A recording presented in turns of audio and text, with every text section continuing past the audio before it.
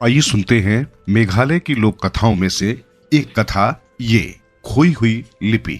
खासी जनजाति की मौखिक परंपरा के अनुसार जब सृष्टिकर्ता ने 16 में से 7 कबीलों को पृथ्वी पर भेजने का निर्णय किया तो ये 7 कबीले धरती पर बस गए। उन्होंने धरती पर खेती करनी शुरू की, वनों को आबाद किया और सृष्टि के सर्वश्रेष्ठ प्राणी के रूप में धरती पर निवास करने लगे। परंतु ईश्वर के आदेश की अवहेलना करने और लोभ और लालच में पड़ जाने के कारण वे स्वर्ग में स्वेच्छा से आने जाने के अधिकार से वंचित हो गए।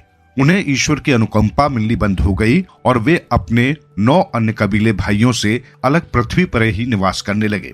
अब ये 7 कबीले धरती पर अकेले रहने लगे। ईश्वर द्वारा बनाए गए नियमों की अवहेलना होने से उन्हें तमाम तरह के दुखों और परेशानियों को झेलना पड़ रहा था।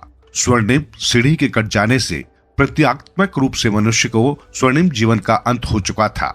चूंकि अब उसके पास ईश्वर का दैवीय विधान नहीं था, इसलिए वो चारों तरफ से अंधविश्वासों और विचित्र परंपराओं और रीति रिवाजों से घिर गया।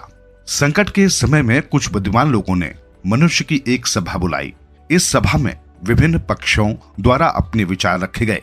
सभा में लोगों ने फिर से ईश्वर की शरण में जाने के बारे में विचार किया और मनुष्य व ईश्वर के बीच मध्य स्थापित किए जाने की बात कही गई।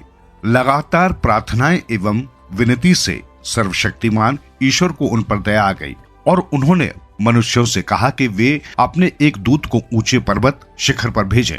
उन्होंने ये भी कहा कि वह री खासी के नीचे के मैदानों से भी एक प्रतिनिधि अपने साथ लेकर आए।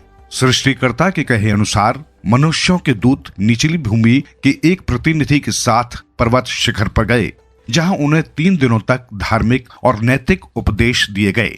इन उपदेशों की 2 प्रतियां तैयार की गई और उन दोनों दूतों को सौंप दिया गया।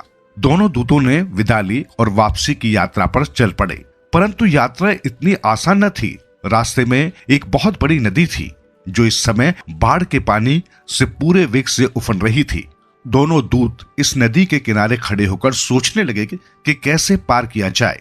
मैदानी व्यक्ति ने उसके सिर पर लंबे बालों का गुच्छा था, अपने दस्तावेजों को अपने बालों में बांध लिया और सही सलामत नदी पार कर ली। खासी दूत ने अपनी प्रति को दांतों से पकड़ रखा था। उसे अच्छी तरह तैरना नहीं आता था, क्योंकि पहाड़ों पर तैराकी सीखने का उसे अधिक अवसर नहीं मिल सका था। गहरे पानी में पहुंचने पर वो अपना संतुलन ठीक से बनाए न रख सका और कोई उपाय न देखकर अपने दस्तावेजों को निगल गया। इस प्रकार उसका लिखित दस्तावेज खुद उसके पेट में समा गया। दस्तावेजों के नष्ट हो जाने पर दूत बहुत दुखी हुआ, परंतु अब कोई उपाय न था। उसने एक बार फिर ऊंचे पहाड़ पर जाकर सृष्टिकर्ता से संपर्क करने की कोशिश की, परंतु दुर्भाग्य से सृष्टिकर्ता से उसकी भेंट नहीं हो सकी। दूत अत्यंत दुखी और हताश वापस लौट आया।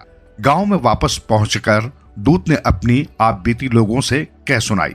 सौभाग्य से सृष्टिकर्ता द्वारा दिए गए उपदेशों का कुछ भाग उसे अभी भी याद था। उसने लोगों से वो सब बताया। एक बार फिर मनुष्य की एक सभा बुलाई गई, जिसमें दूत ने सभी मनुष्यों की सृष्टिकर्ता द्वारा दिए गए उपदेशों और दैवीय नियमों के बारे में बताया। यदि उससे सृष्टिकर्ता के पूरे उपदेश याद नहीं थे, फिर भी तमाम प्रमुख नियमों को उसने फिर से लिपिबद्ध करवा दिया। उसने ये नियम अत्यंत सरल भाषा में लिखवाए थे। इसी कारण खासी नियम और धार्मिक चिंतन आज भी अत्यंत सरल और सहज रूप में पाए जाते हैं। लोगों ने इन नियमों और उपदेशों को उसी सहजता और सरलता से अंगीकार भी किया है। खासियों के आम जीवन में इन सहज नियमों के व्यवहार को नित्य प्रति देखा जा सकता है।